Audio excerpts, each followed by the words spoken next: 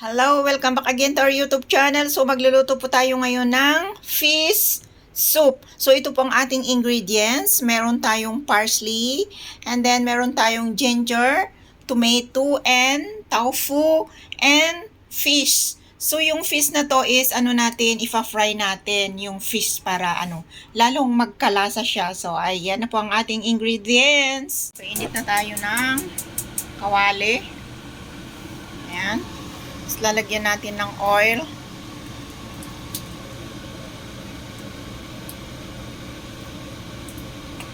Ng mantika. So lalagyan na natin ang isda. So ipa-fry lang muna natin. Ayan. Fry muna natin ang isda. So matalsik. Fry natin ang isda. Mas masarap pag nagluto kayo ng fish soup. Fry nyo muna yung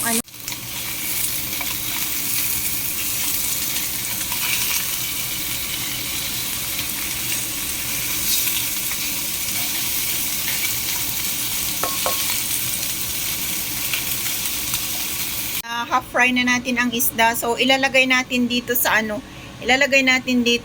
sa fish net, kasi pag pakuluan natin mamaya para hindi yung kanyang tinik, para hindi siya mag-spread. So ayan, ilalagay natin dito sa may dito sa may net. Ayan. So ayan, lalagay natin yung isda dito. Ayan po. Yan, yung isda ilalagay natin dito sa may net para hindi siya maano yung kanyang tinik, kasi may tinik itong isda. Ayan. Tapos syempre itatali natin yung itatali natin. So ayan. Ayan, itatali natin para hindi lalabas ang isda pag pinakuluan natin. So ayan. Ayan. So ayan na po ito na po yung isda. Meron na tayong tubig. So ayan. So ito ang tubig na to is ang tubig is 4 cups. 4 cups itong tubig. Then ilalagay na natin ang isda dito. Ayan, pakuluan natin. Ayan. Ang ng ginger. Ayan, ginger. Ayan.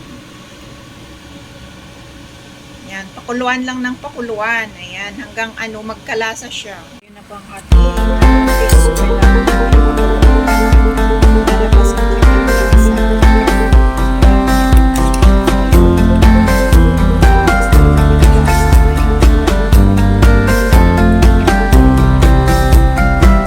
Well, I don't wanna be on the mic with all these words that I think are right, and I'm a child of details, and when I pin it, it's heads, not tails. Don't you think I lick my wounds, played this game and played the fools? Don't you think that I say la vie? Easy come and easy go, I'll go high when you go low. Don't you think that I say la vie?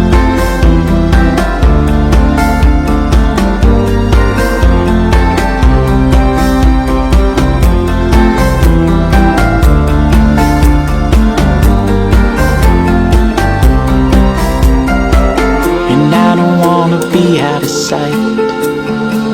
The way I look fills me with fright.